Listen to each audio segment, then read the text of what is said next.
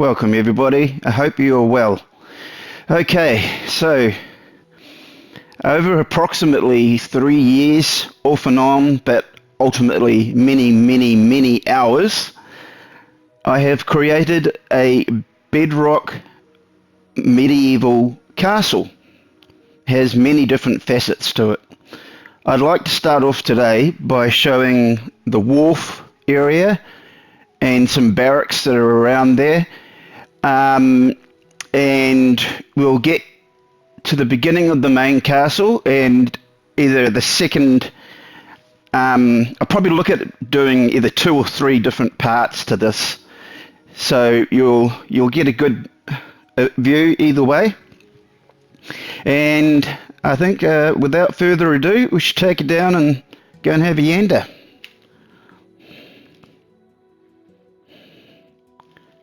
Drop down to the cats. There they are. Hard case looking things.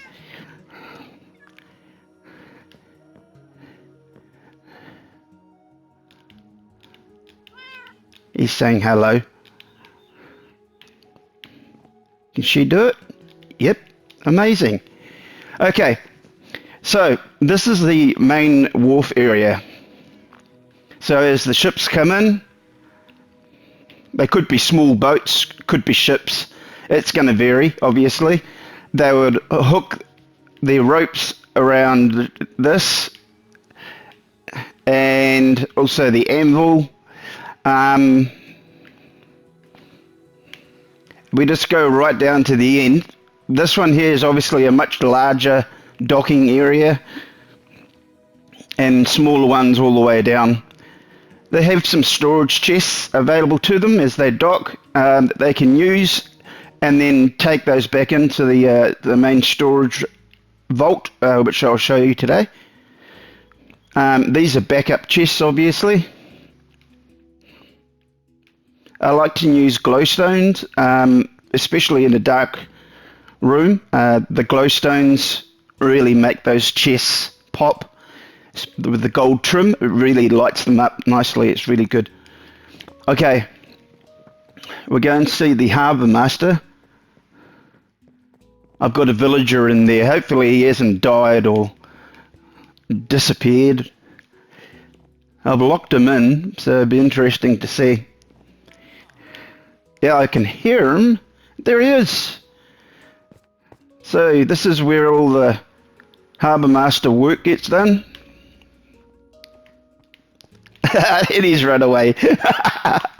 Classic. I was just trying to put a block in place and he did a runner on me.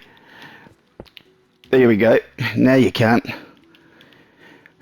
Oh, maybe he can. There. Stop that.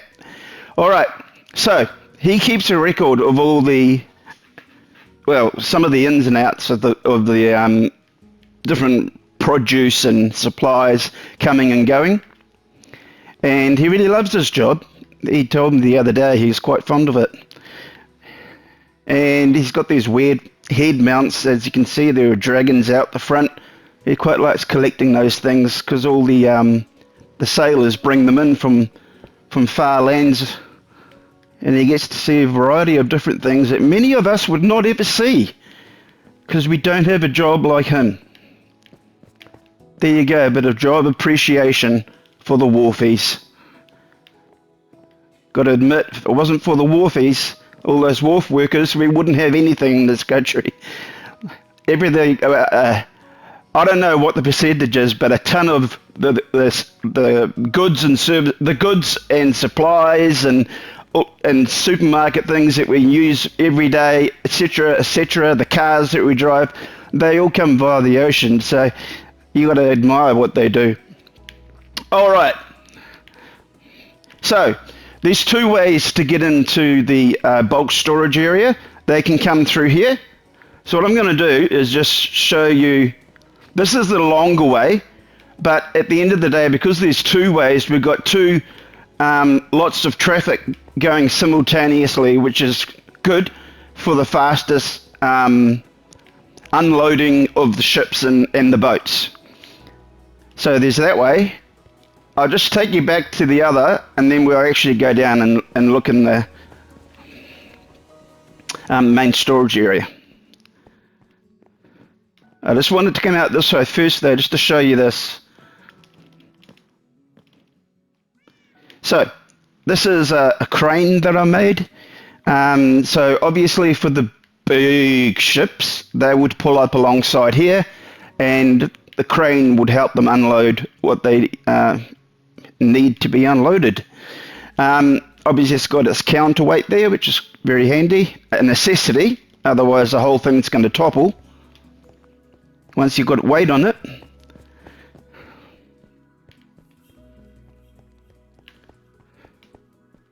So, those obviously double doors here, and double doors at this point as well, and there's going to be some guys sitting there to open up all the doors. This would be the case with any internal iron door with the levers on the opposite side to where you're coming from. Someone's going to be there to unlock it. I mean, this is Minecraft, people. You've really got to use your imagination, and I'm sure you do. Because if you're watching this now, you're probably a Minecraft fan. I mean, Minecraft, there is really only one limitation with this game, and that's your imagination and creativity. Well, two. Yes, and I'm sure you already know that as well. Okay, so this is bulk storage, plus supplies for the wharf. This is the upper level. And I'm just going to fly around because it's just much faster and easier, and we need to keep the time not too long for the videos, otherwise people's attention span tends to wander. Okay, so you can see there's a variety of different things that we use for trading, and also for supplies for the main castle itself and its other buildings that it has. Okay. Now, remember I talked about the wharfy guy upstairs? Well, we've got a main storage guy down here. I'll show you him in a minute, but I just wanted to show you how large this storage area is down here. Let's get it the right angle. You can pretty much see from one end to the other how big it is. All sorts of different items as well. I didn't want to limit myself on one particular item. And there's tons of chests, and I mean tons of chests. They go from one end of the bulk storage area to the other. And of course we've got the actual chest resupply bundle as well. The shulker boxes. More chests in here. Lots of bedrock. Now, my understanding is that bedrock is the hardest rock in Minecraft. However, I also understand that there's a block called a barrier block. I've never heard of it myself. I did a quick Google on it before I watched this video because I read about it, hardest blocks, and apparently that's the winner. But that type of block would be completely impractical for my kind of build. I went for bedrock for one reason. It's the hardest rock in the game, and if you had a medieval castle, then it would be the ultimate block to build from because it's the strongest. Anyway, so there's my guy in there. His name's Harold. The other guy upstairs is John, and they go about their day wandering around aimlessly, but they do a wonderful job of keeping the books. And when you've seen the amount of supplies that are in here, you've got to love them for that.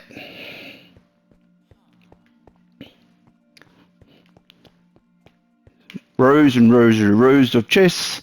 I do love my chests. You're going to see that a lot. It's going to be a very familial theme throughout the whole thing. Oh, by the way, no is the answer. I have not filled all of the chests up. That would be too much work. I have literally thousands of chests, but with the wonder of the imagination, all those chests are filled with practical things like bows and arrows and armor and various different potions and all sorts. So I just wanted to quickly show you, this whole castle complex has an extensive tunnel system. It connects every corner of the castle underground. We're currently underwater right now, and that there goes off to the main castle, actually the lava turret. You may have seen that at the beginning. And this one here goes off to various other areas. I'm going to show you that in another video because that's quite a large area over there. It's the biggest barracks in the entire build too. So I'd like to show you that another time. We're already, yeah. Okay, so I just wanted to show you how it does sort of connect up. It would be silly to have everyone running overground. Tunnels are the best in this instance. Okay. Now quickly, we're going to go back upstairs. Actually, even better, I had opened some of these doors in preparation for the video because it's obviously easier than busting holes in walls to get from where you need to. And unfortunately, I just busted a. Damn it! I just busted a painting, but that doesn't matter. Now, bust a light as well while I'm going. Okay, so there was obviously a red banner on the other side of that. And no, I don't mind busting things because it's very easy to fix them. In fact, I'll be doing so once this video is finished. Alright, what I wanted to show you is this is the main dining hall for all the soldiers and the knights. The knights have probably their own table, but they still have the same dining hall. And we're going through to the main kitchen in here. So we've got some brewing stands and storage areas. We've got some washing areas. So what you see here is actually a tripwire hook. Those are used for the taps, and I've used cauldrons for the water. Obviously a whole bunch of ovens, and we've even got the world's biggest wine vat. So these guys can drink themselves silly.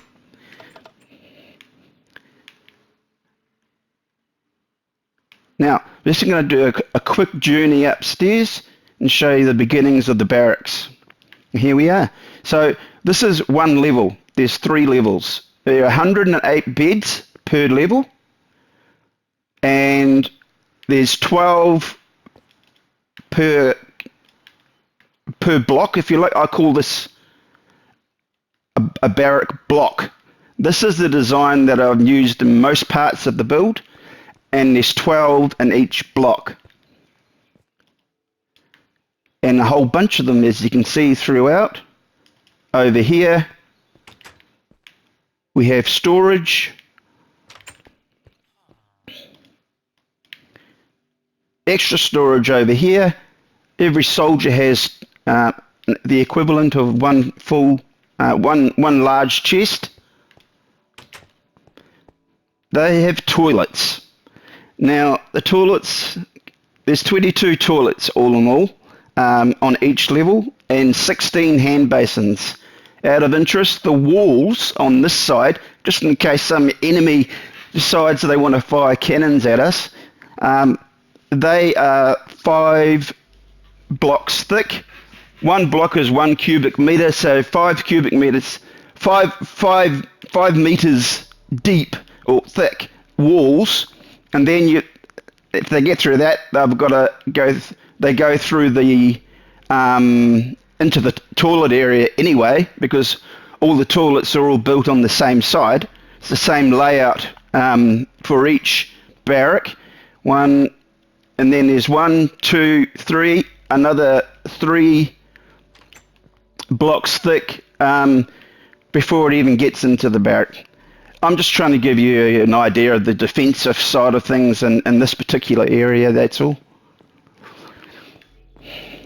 I'm not going to show you any more in here other than that has a stairway access to go to the turret. It's exactly the same layout, toilets and barrack wise. Well, it's slightly different, and maybe slightly different, but they're pretty much a mirror image.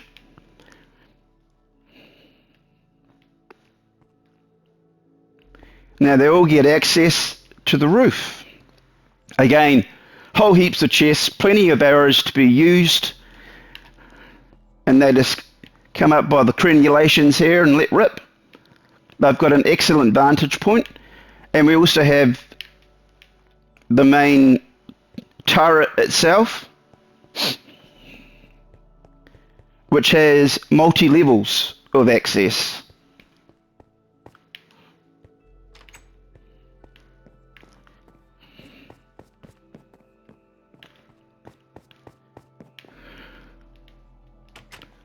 So here we are, ground level. So this is the only connecting bridge to the main castle. I'm not going to show you the main castle just yet.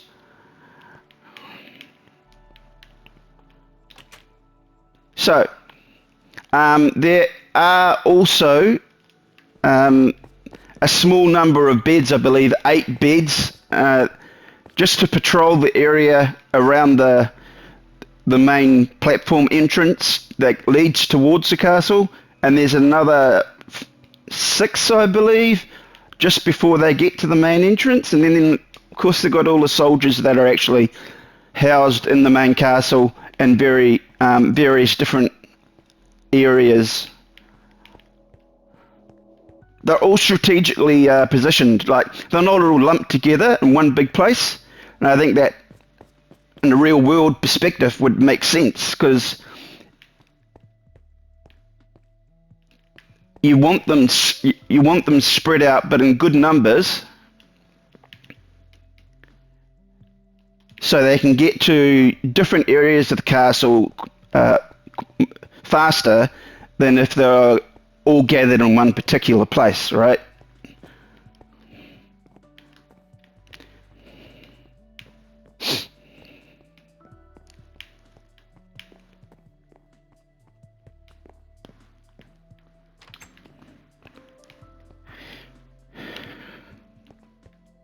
So just giving you another perspective, this is the highest you can go higher stairwell wise.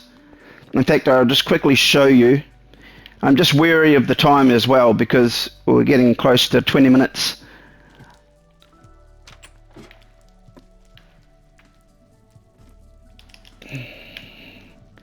So up here is the highest point in the turret. We've got our beams going, the old beacons.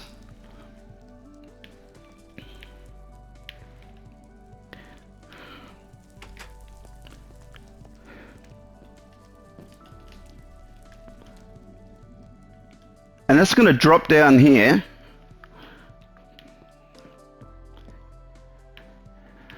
And open me gate. So just so you can, I'll fix it all up later. Just to show you that there are some extra beds in here. Well, we've got 7 actually. Sorry, my bad. Gosh, we've got 5 beds in here.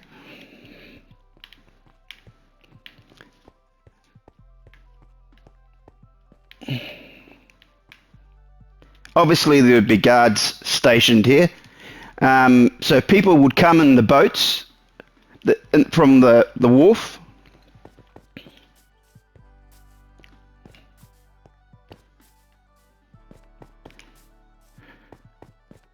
Yeah, my castle is a very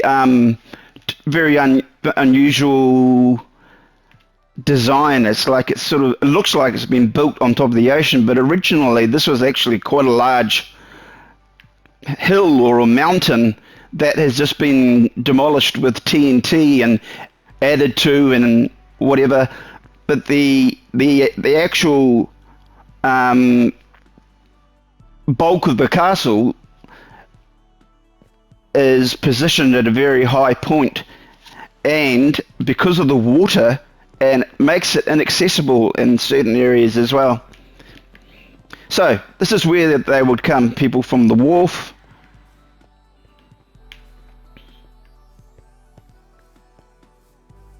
They'll check in here with the guards. The guards would let them go from there. And then they've got another checkpoint here.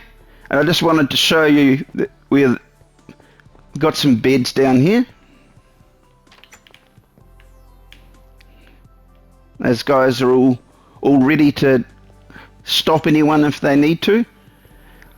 And they got the backup of the other 5 guys if they need to. And they can also add, there will be at least another 5 or 6, perhaps 6 guards that will be manning, that will come from other areas like the Wharf Area, to be able to handle a situation if it broke out, like someone wanting to break in, or well, not break in, but someone wanting to get in if they didn't have permission to get in. That's not going to work. All right, and you'll be wondering, but what? Why don't you have a gate? I do. So, through the magic of Minecraft, I'm going to show you my gate. Now, medieval times, of course, they didn't have this, but medieval times when the castle was under siege, they used to throw down hot oil, boiling hot water from the top, and rocks to pummel the people that were trying to siege their castle. Well, I've got a better idea. So, with a bit of crafty redstone work, I've got a number of dispensers, so I've had to set it up like this. It's the only way I know how. And look, lava. That will stop and kill anything that comes near it.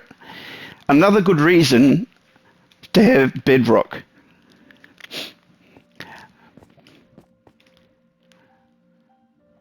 So, I have a number of lava traps all throughout the castle. That is the first one you're going to see. This one over here, it's not a lava trap. Well, it is actually. If you wanted to scale the walls, good luck with that. So, in its own way, the lava turret has its own defensive structure built in. It's a passive defense, if you like. The lava itself will repel anyone wanting to scale the walls. That was the idea behind it. Plus, I wanted to add a bit of colour. Black on black on black. It gets a bit boring after a while. So that was the principle behind that. But this, I believe, is 9 meters deep of lava. And you're not going to get through that. I believe lava is something like 1,000 degrees Celsius or more. It would singe you to death, like from quite a distance away. Anyway, just to prove to you that it does work, as in being able to turn on and off, I'm going to turn it off now. And this is where I'm going to, while lava stops coming down, the last thing I wanted to show you, so let's just say they did get through, or a significant number did get through before we could ping the lava gates. This area here would be stationed all the way around with archers shooting down into the death pit. I call this the death pit. These walls are 9 meters high at least. Let's do a quick check on that. 1, 2, 3, 4, 5, 6, 7, 8. It is 9 without that crenulation there. So yeah, I went for 9. I wanted it to be really significant, and the walls, the outer walls to this castle are 5 meters deep, or 5 meters thick, or wide, if you like. So very significant defensive structure in that itself. Plus, of course, we have all the crenulations. These crenulations would offer protection to the archers whilst they're shooting down to the enemy below. And there's a look at all the dispensers. And that is the end of this video. There is so much more to show you, and I'm definitely going to be doing that. In the next week, I would like to try and get another couple of videos out. While we're here, I might as well just point out down here below, this is a marketplace. Obviously, with the wharf being so close, you want a trading center so people can share their wares and buy and sell, and etc., etc. That's where you're going to do it, in this complex. All right. Well, thank you so much for joining me today. I hope you enjoyed what you've seen so far, and we definitely want to be talking and chatting to you later on. Like I say, within the next week, I will have another couple of videos up. There is so much more to show. See you soon, and have a good one. Bye.